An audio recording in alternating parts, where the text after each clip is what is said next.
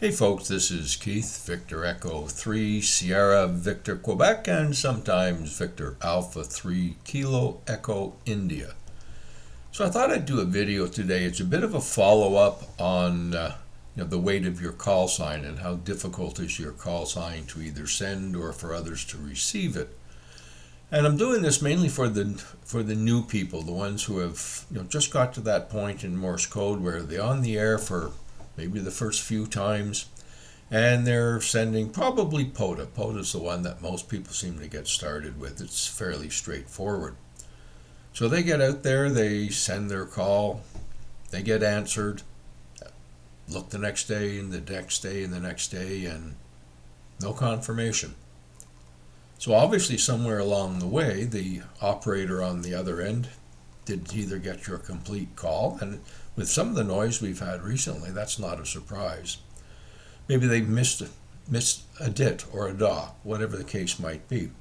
So that's one of the reasons I keep stressing, know your call, know how to send your call. Practice sending your call. Not a minute or 2 minutes, 5, 10, 15 minutes a day, an hour a day. Get down so that you can send that in your sleep.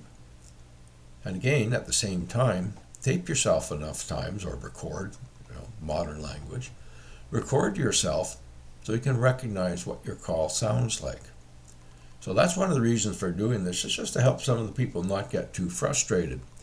Now, going back to the weight of the calls and that, and that particular thing, I've known I got my call in 1990, and I was told even back then that's an awful call to try and send in Morse code or try and receive. And anytime I did a little bit of Morse code back in those years, that was always what people told me. You took a course and people would go, oh, wow, that's a tough call. So I used, when I started back in doing Morse code on the air, basically, we're talking, going live. Back in November of last year, I tried it for a few times and wasn't getting very far. All probably my fault when you get down to it. So I started using my VA3 KEI call. Now that's a lot easier call to send, and it actually has a better rhythm to it in many ways than my other call. So I've used that ever since November, and then I decided, I guess about 2 weeks ago, basically what the heck, let's try using my main call, VE3SVQ. So I've been doing that now for the last couple of weeks, and I have to say at the beginning, it was a little rough, a little frustrating, but then as I got into it and I began to realize what letters they were missing, and in my case it's the Q on the end. That's the one that most people mess up. So I got to the point where, I'm not afraid to correct you. I want the credit. You need the credit. So don't be afraid.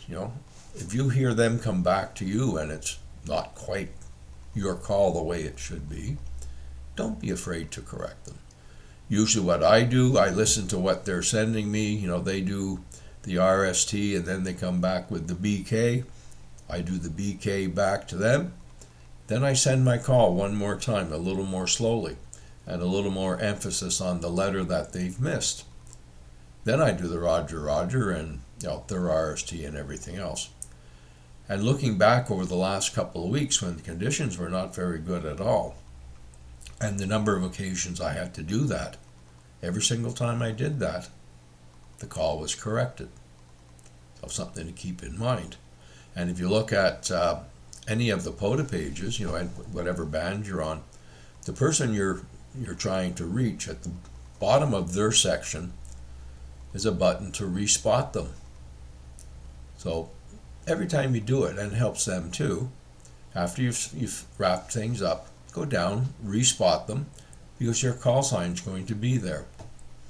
And a lot of the activators, just to make sure that they've got the call sign correct, will check out that list to see who was there. So if you've maybe missed one letter and they've got the sequence that they were recording, they may end up correcting it anyways.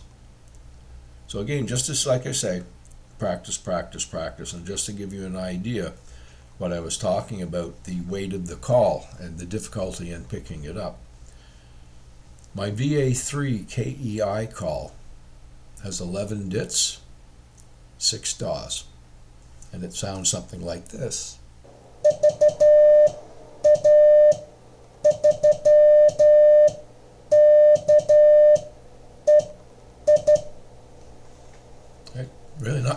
not too bad, and has a bit of a rhythm to it as well. Then you've got my VE3 call, which instead of 11 dits has 14 dits, and instead of 6 DAWs, it's got 7 DAWs. So it's a lot longer, and it's very easy for someone sitting in a park or anywhere else for that matter to miss one of those dits going by. And it sounds like this.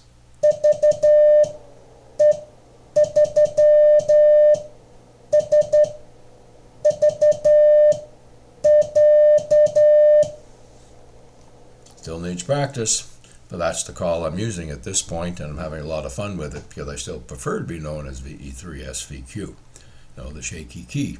And if you look at the title of this particular YouTube channel, the shaky key goes back to learning Morse code, 1989, 1990, 1991, and using it back then.